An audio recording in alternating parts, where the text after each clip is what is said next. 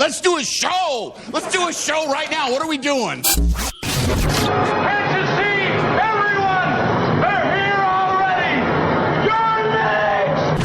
Let's go. Welcome to the future, where the glass is half full and you'll need new glasses, where you'll be jumping from conclusions. The past is annulled, and a new future is born. Never before in history has so much meant so little to so many. AD on the radio.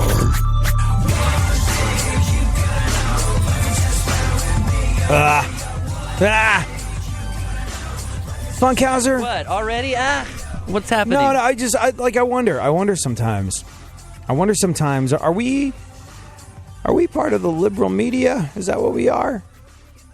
You asking me? I don't know. I've been accused of it. How so? Well, Who you been talking to? I can't remember. It really is kind of like a damned if you do, damned if you don't thing. Welcome to the show, by the way. And here's the thing. If you've listened to this show for any length of time, if you are somebody that has latched onto this little piece of humanity that we call our show here, then there's a very good chance you have felt similarly challenged in life by being reasonable.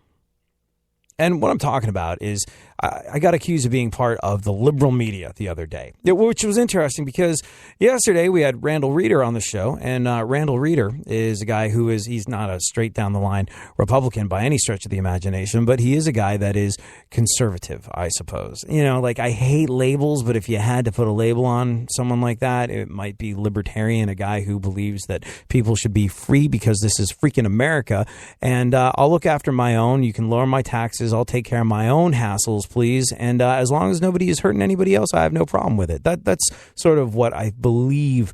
That's the broad stroke that I believe people would like to paint libertarianism with. But, it being Randall Reeder and Randall and I talking the way I do, frequently we lean to the right on certain issues. And look, if there's one thing that I think I've made abundantly clear since the get-go is that not a Republican, not a Democrat, not a person that believes in being labeled. I think when you label yourself, you are negating who you are. You are removing critical thinking from the process. Labeling yourself, allowing yourself to be labeled, voting straight ticket anything because that's who you are by definition when you register as something is just, I believe that is an attempt to divide and conquer. I believe that is an attempt by whoever it is that you're registered to support going, cool, we know we can count on them. They're not really going to think beyond sort of like straight ticket blur. And that's it.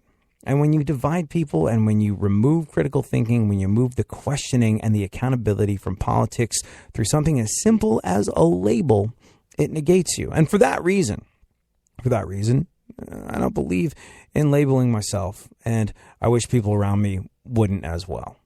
It's just, you become more agile. You become more deft in your movements as a human being when you avoid labels. Like a duck, you can move easily through the choppy waters because you got that slippery duck oil feather. Is that a decent analogy? Does that hang together, Funkhauser? Fine. Yeah, but it's weird. Like, it doesn't matter. Doesn't matter where we go. Doesn't matter what we talk about. We're never enough of something for some people, and we're too much of something else for somebody else. And it's any given day. I got called part of the liberal media and a plot to... I was told that I was part of a coup, a silent coup against Donald Trump, and that they saw through me. That's what I was told. And then conversely, Randall Reeder being on the show, I got sort of like some feedback being like, hey, usually I'm with you, but you lean a little far right there. I mean, like Donald Trump is a terrible, awful person. And if you're standing with him, then you are part of America dipping its toe into fascism. How could you possibly in any way, shape or form suggest that anything that's come about since Trump could be in any way, shape or form good? You are supporting Hitler. Hitler, I tell you, Hitler. Boo. So, Boo, boo. Yeah, and here we are trying to occupy a bit more of a reasonable space. Here we are trying to go, hey, don't label yourself this. Avoid labeling yourself that. The most important thing, as the idea of the truth gets further and further away, as every fact can be countered with a hashtag alternative fact, the idea of knowing what is really going on in the world becomes just a distant memory. And the only truth you're left with is your truth. Back in the day, when I was a kid, I remember some other kids were looking to do some damage. Sort of little 8-year-old vandals is what me and my friends were. And, you know, as somebody that went out and did numerous works of graffiti around the cities of New York and London, I don't really have a moralistic leg to stand on here. But some friends of mine wanted to tear down flowers that one of our neighbors had grown. And they were big, tall flowers. And I got to admit, you get a big stick, it'd be a satisfying thwack to knock those things right over. But my parents told me something very important that has led me throughout the rest of my life when that happened. And we'll get into it next. Houston's more stimulating talk radio, available anywhere you go on the iHeartRadio app. Download it now at kprcradio.com.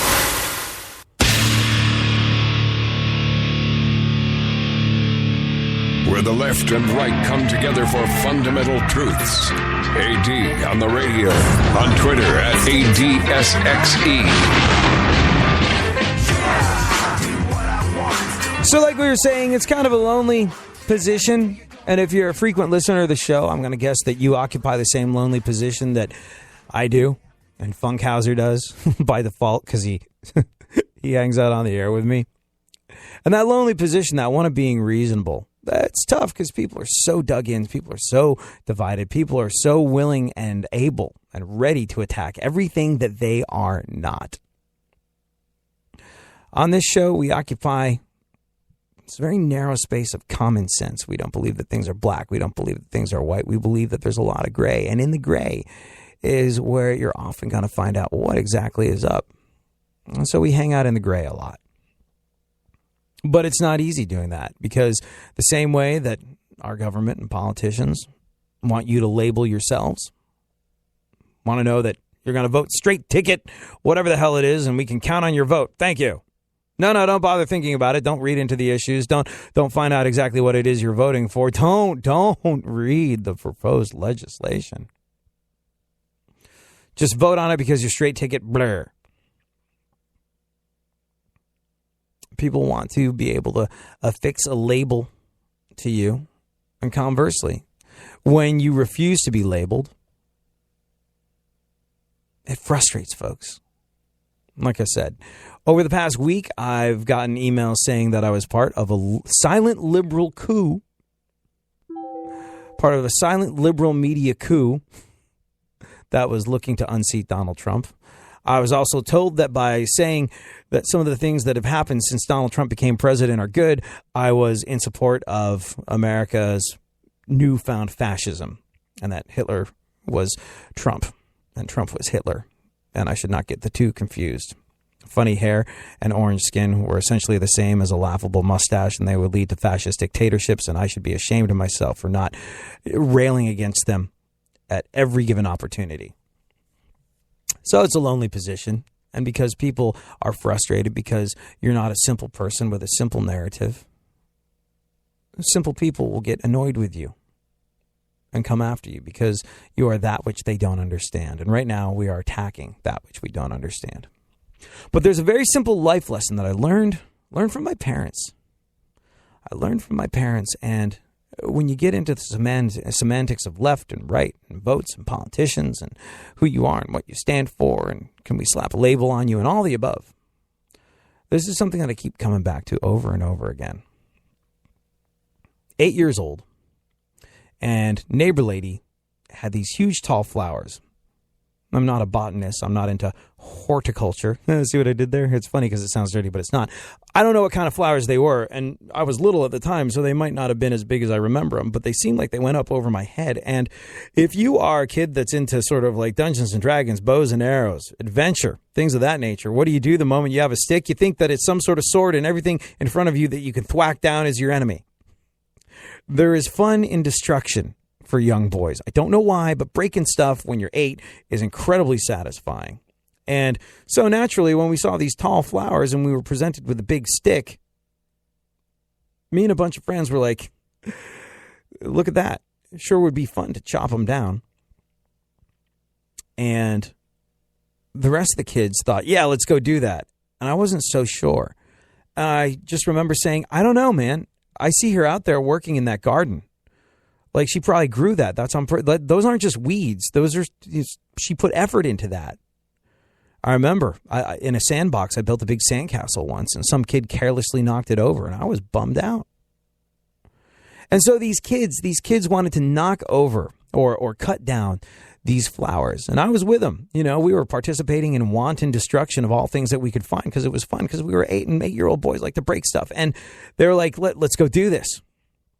And I was like, no, she works hard on that. I'm not. Oh, come on. They'll grow back. It'll be fine. Come on. It's just a plant. It's not hurting their house or their car or their home or their possessions. Or come on. It'll be fun. We're having fun. And I was like, no, you guys go ahead. I don't want to do this. I'm gonna go home. I'm like, oh, come on, man. Come on. No, I'm gonna go home. I'm not gonna knock over those flowers. That doesn't seem like something. I don't feel good about that. Man, they roasted me for that decision. And I remember when it happened. Naturally, the woman had an absolute fit. And she knew which group of little boys were doing it.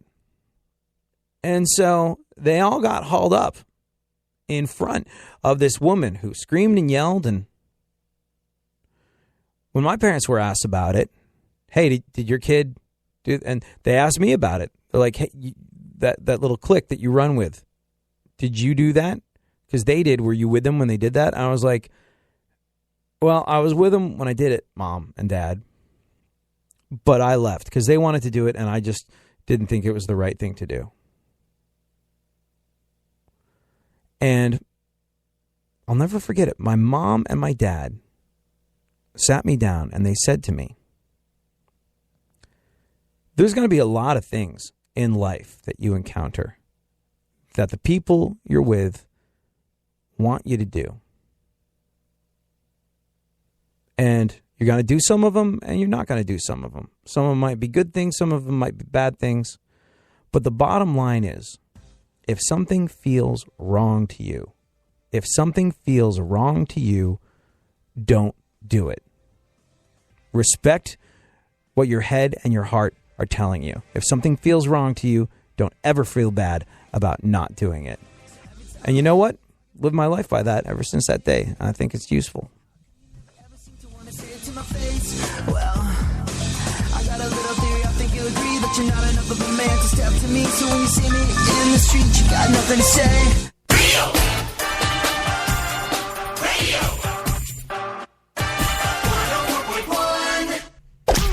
Don't get the blues, get all the news. We mean all of you guys out there in Radio Land. All aboard! He's back. AD on the radio. Give it up, yeah. Give it up, yeah. Bring this on. Come on. So the lesson that we learn here, or at least the lesson that I learned here, is that oftentimes, I learned this when I was 8, when the neighbor kids wanted to chop down prize-winning flower collection that a neighbor lady had painstakingly grown. I refused to go along. There was much cajoling, much calling of names, but I was like, no, I can't bring myself to chop down these flowers that this woman created. I think that would be, well, I just remembered how much it hurt my feelings or how angry it made me when this massive sandcastle I made not long before got knocked over purely by accident by another kid. I was like, oh man, I really worked on that. I was like, I think she really works on those flowers. I'm not going to be part of destroying them. And so, kids were not smart. The kids, they got in trouble for it because they did it in broad daylight. And everybody knew everybody. Kids that got in trouble for it got roasted. And I was known to be a participator in their various semi-vandalous activities. So naturally, my parents were like, did you do that? And when I told them no, I told them why, because it just didn't feel right. They said to me, there's going to be so many things in your life that you are pressured into doing by people around you, or people around you are going to say that you should do something. And some of these things you're going to do, and some of these things you're not. But if something feels bad to you, if something feels wrong to you, you never, ever have to feel bad for saying no. If something feels wrong to you, you never have to feel bad about saying no. It's a principle that I've lived by ever since. They gave me the tools with which to circumvent peer pressure right away because, and man, I don't know if they meant to do it or not, but it was a very, very, very astute thing that my parents did. I actually felt good. I felt like kind of a badass for going against the grain. I felt like a badass for standing up for myself. I felt self-worth by not throwing in with a bunch of other kids. And so from there on in, every time I reacted to peer pressure in a way where I defined my own path and refused to be labeled and refused to be part of a crowd and refused to participate in something that did not feel right to me, I actually got a little bump of self-esteem about it. It's a useful thing for a teenage kid to have. Hey, we're all going to do something that could land us in jail that is terrible, and that's going to hurt other people. Now, the illegal activity, like all the graffiti that I did in my misspent youth, I had no fear of the cops, but I was never into hurting anybody else. That was the line I drew. Is this hurting somebody else? And maybe I didn't think it all the way through sometimes. But if it was hurting somebody else, I refused to participate. No matter how much fun it seemed to be to toilet paper some other kid's house. Or put shaving cream on their car that was going to eat away the paint job. Or put sugar in their gas tank. Or whatever the hell it was that I was asked to participate in over the years. Every single time I said no, thanks to my parents going, hey. Never feel bad about saying no. If something feels wrong to you, don't do it. Got that little bump of self-esteem every time I said no. Felt a little uppity. They would be like, what, you think you're better than us? I was like, in this case, yes, I do. I do not derive any pleasure in eating away somebody else's paint job and ruining their home. I will not be doing this. And I felt like a badass and someone that could stand on my own 2 feet and make my own decisions. So I'm very glad at a very young age, my parents told me, if it feels wrong to you, don't do it. And that's where we're at in America today. The idea of the truth is so far away, further and further obscured by the fact that the moment somebody presents a fact, #alternative fact gets presented, and you're left with your own truth. The only truth that you know is your own. The only real guidance that you're going to be able to find in your life is your own, knowing your truth, knowing who you are, knowing what's important to you. It's fantastic that people are standing up in mass and being counted for things that are important to them around the world, no matter which side of the fence they're on. I love that. I love that people are standing up in mass. And while there is strength in numbers and there is tremendous strength in unity, it's always important to know that in this day and age, in America, land of the free, the idea that this is a country that celebrates the individual, well, the individual is less celebrated. And for that reason, it's very important to know yourself, know who you are, and hold on to yourself. Don't let the people around you degrade the integrity of your character by saying, oh, come on, or how could you support this person, or, all right, if you want to vote for a convicted blah, blah, blah. You know yourself. To thine own self be true. And if something feels wrong to you, take pride in not doing it. All right, Funkhauser, what is going on in the world? Let's do some news. What's up? What's up? Come on. News. This is My Witness News. Yeah, in no it is. way, shape, or form fair and certainly not balanced. And now, super producer to the stars, Barry Funkhauser. Barry Funkhauser. Ah, yes. Barry Funkhauser. Whoa. Barry Funkhauser. Total knockout right there. Hello, news time? Yes? Hello, news time. Well, yesterday was President's Day. Right. Or as Hillary Clinton called it, Monday.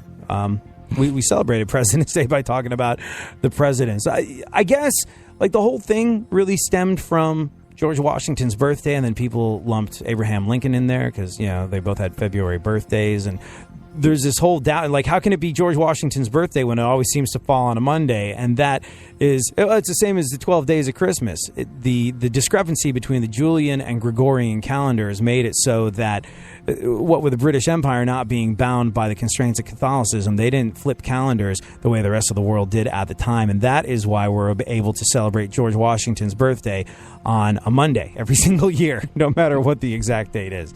It's interesting historical stuff. We celebrated it by working. Yeah. Mm-hmm. Yeah. Everybody else was off. I like coming into an empty office. Yeah, me too. Kind of feel like you can do whatever you want. Like, I was like, I could ride my skateboard through the halls. I could bring my dog. Neither of which I did. But I like the I could drive anywhere in Los Angeles almost. And only be in 15 minutes of traffic. Yeah. So what else is going on? Selena Gomez has 110 million followers on Instagram. No kidding. Oh, wow. 110 million. Well, I mean, to put that figure in perspective, take the total numbers of people currently following Scott Baio and add 110 million. Go on. Critics are calling Lifetime's Britney Spears movie pointless, meandering, and a completely divorced from reality. Pointless, meandering, and completely divorced from reality. In other words, a lot like Britney herself. There you go. Programming win. Matt Damon's man bun in The Great Wall took 12 hours to install. I saw that. Install? Yeah, well, I don't know, man. I don't know if Matt Damon grew his hair. I guess he didn't, because I was thinking about this. I was like, it being 2017, we now have the most elaborate and expensive man bun in the history of man buns, because it's now a time where we pay attention to stats like that. Matt Damon's man bun in The Great Wall took 12 hours to install. Think of all the time they could have saved if they just cast literally any male barista at Starbucks. Just, shoot them from the back and you'll be good to go. What else? Caramel macchiato for Chris. Kurt Cobain would have been 50 years old this week. Yeah. It's interesting. I'm on like a bunch of different radio stations, all of which play Nirvana. And I often think to myself, I have tremendous gratitude for Nirvana and Kurt Cobain. And here's why. When a song like Smells Like Teen Spirit comes on, that's a song that was an absolute game changer. Like, literally, when that song came out, it was night, and after its release, it was day. All of music, all of radio did a complete 180-degree turn because of that. And oftentimes when I'm playing Nirvana, especially Smells Like Teen Spirit, I think to myself, if it wasn't for this song, and if it wasn't for Kurt Cobain writing this song, this radio station that I'm on probably wouldn't exist. And if they did, they'd be playing a very different kind of music. And I don't know if I would be part of it. And this is my favorite thing to do. I love, more than anything else, the ability to go on the radio and hang out with you. I love being able to share conversation and laughs and music. And if it wasn't for Kurt Cobain, and if it wasn't for the songs that he wrote, I don't know if I'd be doing that. And so for that reason, I overwhelmed with gratitude whenever a song like Smells Like Teen Spirit come on, because I'm just like, that. Wow, if it wasn't for this, who knows what kind of world people like Funkhauser and I would be living in. So happy birthday to the late, great Kurt Cobain. I heard who a horrible 50 years joke. old this week. I heard one. Yeah. I mean, tremendous loss for the world that he's not around. Mm-hmm. On the upside, if he had lived, a lot of food would have gone unfought. So that happened. You know, it's weird the way the world unfolds. I was thinking about this the other day. You know that song, that Offspring song, Come Out and Play, Keep Them Separated? Yeah. You want to pull that up? Sure. What about There's something, well, you know, the line, come out and play. That thing. This was the Offspring's defining moment. Like, this was the thing that broke them through. They were this sort of like underground punk rock thing. And without this song, I don't know that the Offspring would still be around. Years and years later, having sold millions upon millions of records for Epitaph Records, an independent record label that has continued to support independent music and has been such a vital and amazing part of the rock ecosystem for over 20 years now. And if it hadn't been for this song on their album, I don't know that we'd be talking about the Offspring. I don't know that an incredible label that has given so many musicians careers like Epitaph Records would have still been in existence without the massive, massive sales. All right, hold on. I think we're coming up on the line where he says, come out and play.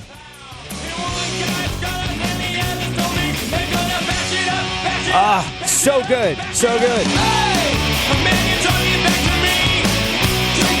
gotta keep them separated. You gotta keep them separated.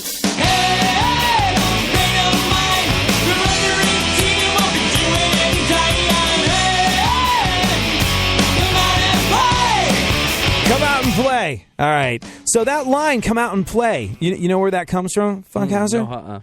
Little underground movie called Warriors, which was about gangs in New York City in the 70s, like based on some truth.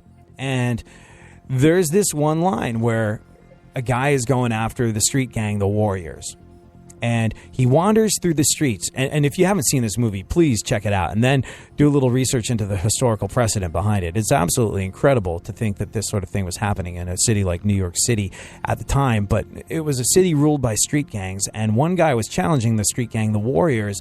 And he wanders through the streets going, Warriors, come out and play. If you've seen the movie, you know what I'm talking about. If not, I probably sound like an insane person to you right now. But Warriors, come out and play is the line that gave birth to the song by The Offspring. And without that song, The Offspring never would have become what they are. And without The Offspring becoming what they are, man, you never know what would or would not have happened. Like these little sets of circumstances that line up so that life can play out the way it does. Man, it's unbelievable because one little change in the past and we could be living in a world of the present that is completely unrecognizable.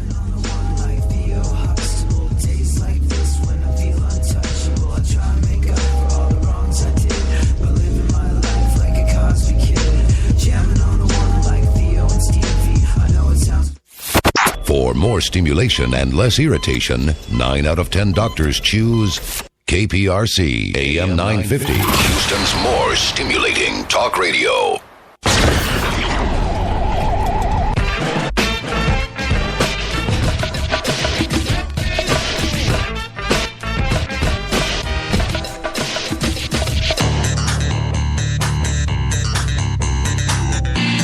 Now, more AD on the radio.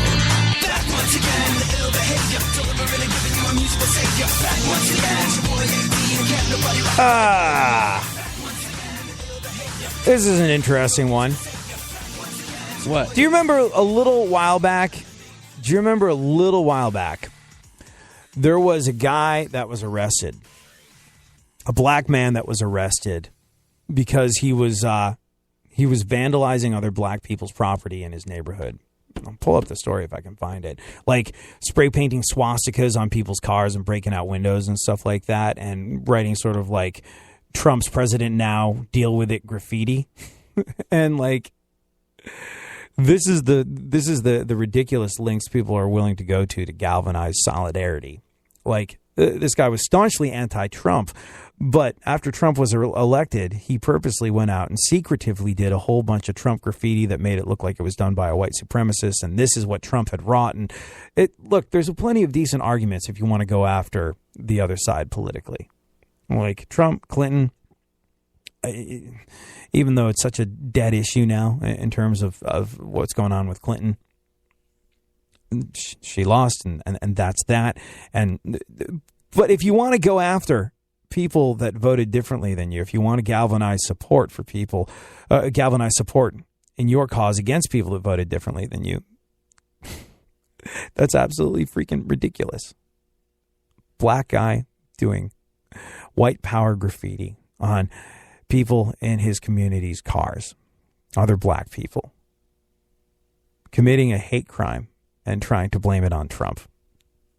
And you get what they were doing. You understand, but it's just utterly freaking ridiculous. And I thought that was the most hysterically awful example of that we would come across. Black man spray painting white supremacy graffiti on somebody else's car and breaking out windows. I was like, well, that's a be all end all. Oh, no. It gets so much worse. And this time it comes from people on the Texas-Mexico border who claim that illegal immigrants shot them. But what's the real story? Well, we'll get to that after we roll through what remains of the news. What else is going on, Funkhauser? Oh, so many things. So many things! Ted Nugent, the Nuge, may run for Senate. I heard this. Ted Nugent and Kid Rock are both potentially getting into politics. The Nuge. He has a great campaign slogan. Vote for me or I'll shoot you. Secretary of Yeah. All right. Everybody stand up now to get your lighters out. Just what we need. Another liberal that wants to take away our guns. Oh, wait, no, that's someone different. Does that mean we'll get pistols in the mail? Probably, yeah. Ted Nugent wants to run for Senate. I think mostly to help make sure that Trump's health plan will, in fact, cover cat scratch fever. Do you see that video he posted when Donald Trump won? He was like crying tears of joy. Yeah. Did not. Nope. It was quite a moment that he shared with the world. All right, what else? Jefferson Starship is protesting against San Francisco City Hall for blocking a concert honoring the Summer of Love of 1967. Uh-huh. Well, Jefferson Starship, you say? San Francisco, I can't imagine San Francisco is blocking a concert honoring the Summer of Love of 1967, and San Francisco isn't allowing to put on a concert celebrating that? Yeah. Well, you know, Funkhauser. Uh-oh. What? Get the Karate Kid button ready. Yep. You know, Funkhauser, it being Jefferson Starship,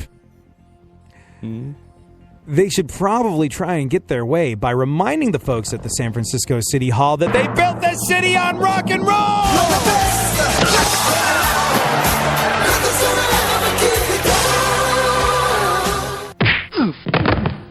Oh, thank you. Thank you very much. Thank you.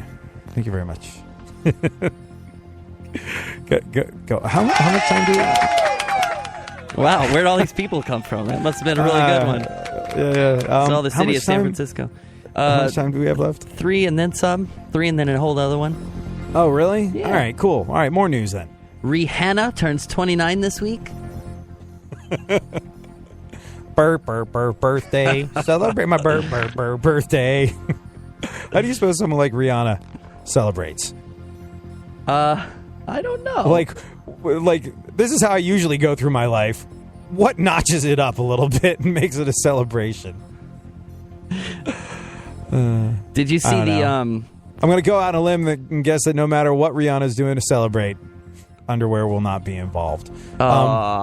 Did you see the parrot that could sing her song? No. You want to hear it?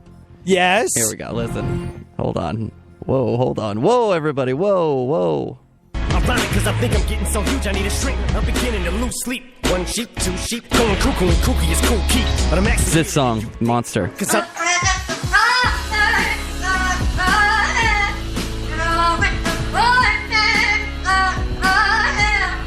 Wait a second. That's a parrot. That's actually a parrot?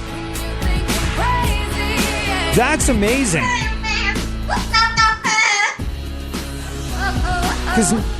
That's unbelievable because the parrot is in perfect tune as well. That's absolutely wow. I'll send you the video there. That's incredible. You know what? Why not tweet it to me at ADSXC from your account at FunkFM? What? So so people can respond.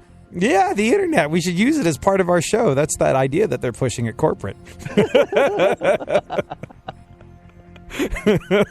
Go on. What else? Hold on. I'm tweeting you. Oh, okay. Here is the video. In real time. There it is. Okay. Hold on. Well, you just heard it, so yeah. You can watch it if you want. to. Seal turned 54 this week. Seal? Oh, wow. Wow. Huh. 54. Happy birthday, Seal. I would imagine that he celebrated by leaping out of the water and catching a fish in his mouth. And, wrong Seal. Go on. During his rally in Florida on Saturday, Donald Trump cited a Swedish terror attack that never occurred. So I guess the only real tragedies out of Sweden would probably be ABBA and my inability to assemble a stupid coffee table from IKEA. Hashtag never forget.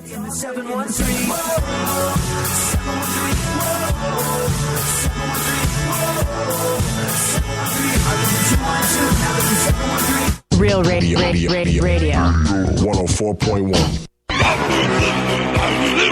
There's something happening here, and you should know what it is. The Dumbing Up of America. Now, more AD on the radio. But I'm actually weirder than you think, because I'm...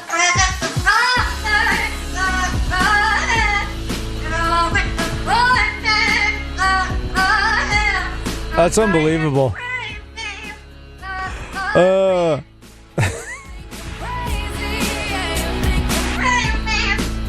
So, all right, little peek behind the curtains of radio now. Whenever we so like this when the show's done, it's shuttled out to the various radio stations that carry it, and then it's podcast on like pretty much every platform. It's on Spreaker, and it's on iHeartRadio, and it's on SoundCloud, and it's on Stitcher, and it's on iTunes, and all the places you can get a podcast, you can find this show. However, it also gets made into a YouTube video. Some people like to listen on YouTube. And what happens every single time, every single day, if we play even a snippet of music, you get sort of like a copyright notice from YouTube saying like, hey, don't worry, you're not in trouble, but this thing that you uploaded contains a little bit of this piece of music by this artist on this record label, and that means that if there is ad revenue made off of this, well, a portion of it is going to go to them because your content uses their music. And I'm the court fine with that. Absolutely. You should pay people for their creations. But I think today might be the first time ever we get a copyright ding from a parrot. Oh, very good. All right. More news, Funkhauser. Okay.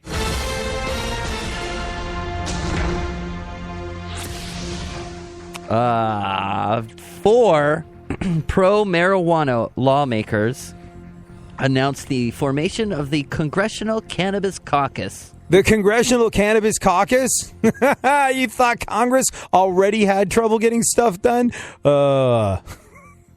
People always talk about the gridlock in Congress, and now it's just good. It won't be gridlock. It'll just be, people taking long breaks to go out and buy packages of cookie dough. Congressional Cannabis Caucus. Their mission? Make America rad again. Go on.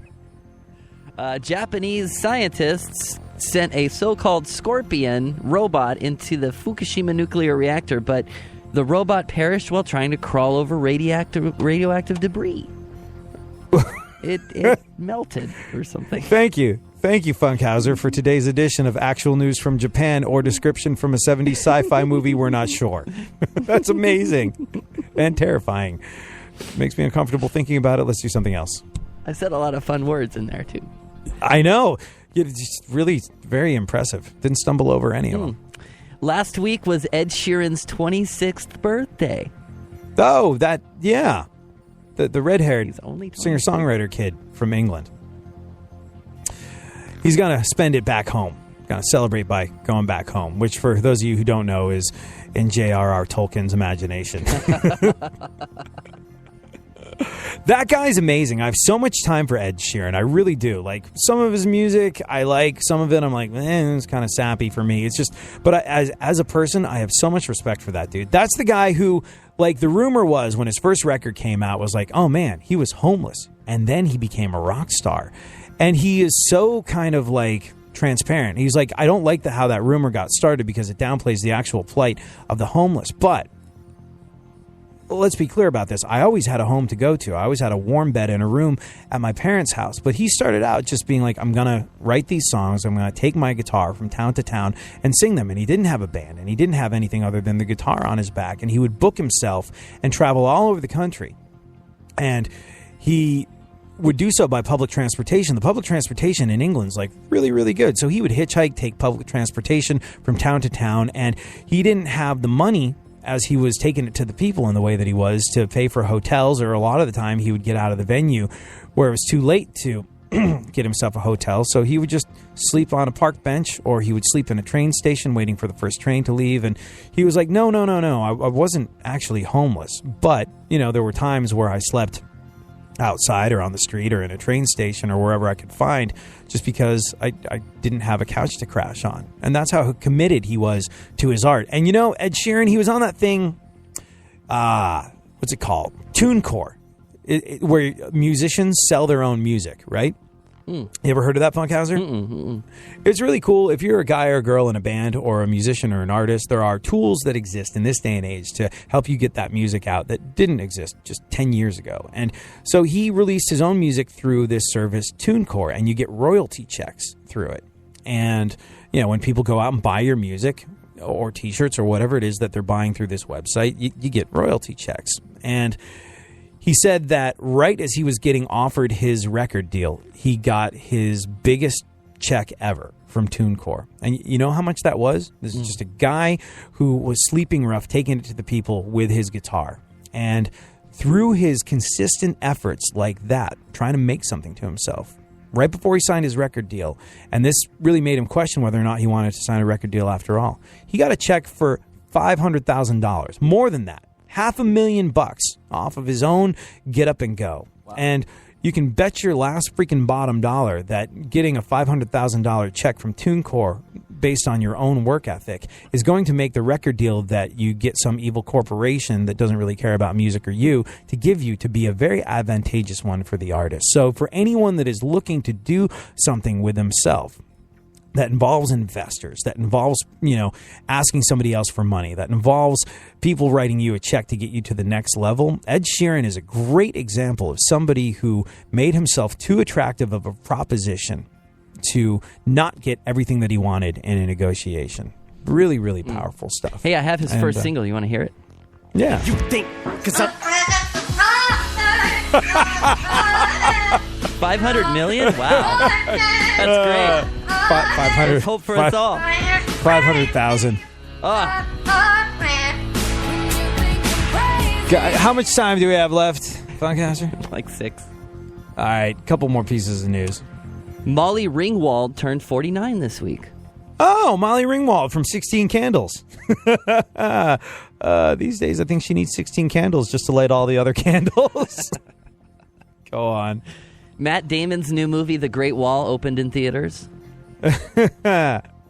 Yeah, didn't do well. Still got beaten out like 2 weeks in a row. Lego Batman has beaten out like 50 Shades Grayer or 50 Shades, whatever that is supposed to be the biggest cinematic event of the year, and it gets beaten out by Lego Batman. And then Matt Damon's new movie, The Great Wall, also beaten out by Lego Batman. Fun times in the movie industry. Anyways, yeah, Matt Damon's new movie, The Great Wall, opened in theaters. And it was shot in China. And despite the fact that it was shot in China, I think the studio somehow found a way to make Mexico pay for it. Go on. Couples can get married and have a reception at the new multi-level Taco Bell on the Las Vegas Strip. How come we didn't check this out when we were there? I don't know. Getting married at Taco Bell? Does it count? This is for couples that want to get married who are willing to say I do to the question, are you okay with explosive diarrhea? Go on. In España, See? 64-year-old woman gave birth to twins. What? I said twins. 64 years old? 64. I wonder if when you're 64 and you give birth to twins, I wonder if the babies need any special care after the delivery. I would imagine the doctor did. Go on. Yeah. Reckitt Bankster, the company behind Durex condoms. Reckitt Benckiser. Ooh. Has purchased a company that makes baby formula. What? Conflict of interest? That's like putting a Dunkin' Donuts right next to a gym.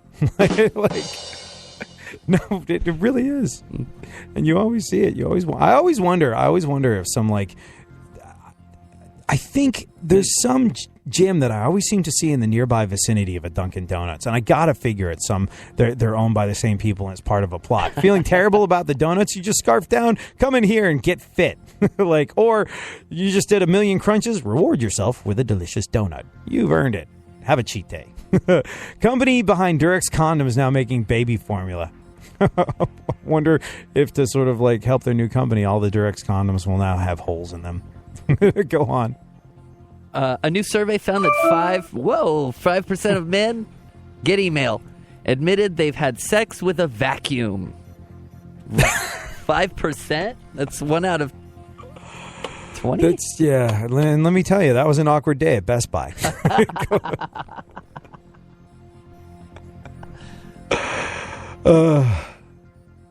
A new study shows millennials are America's worst drivers.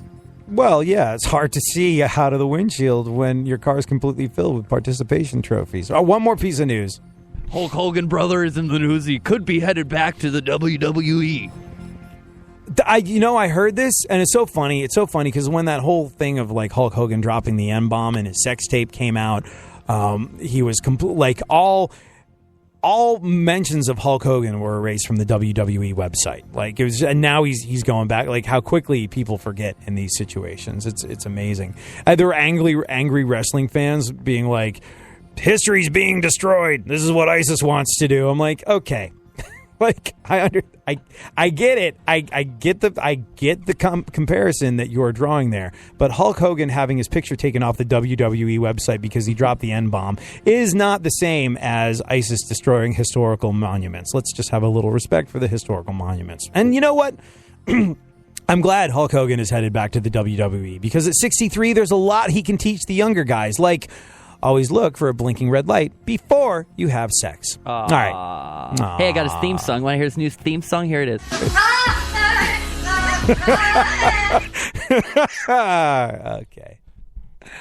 So we talked about the guy, the black anti-Trump guy that spray painted white supremacist graffiti on people's cars, other black people in his community. He spray painted their cars with white supremacy graffiti and broke out their windows and said, Trump's president now, deal with it, in order to galvanize solidarity. I thought that was the most ridiculous example I would hear of people attempting to get other people to be joiners ever, because it's insane. No. Let's find another rock layer. Let's see if we can dig this thing a little deeper. Hunters Walker Daughtry and Edwin Roberts have been indicted after telling cops that they'd been attacked by illegals. On January 6th, Daugherty and Roberts both suffered gunshot wounds. They said it was the result of illegal immigrants who had attacked them.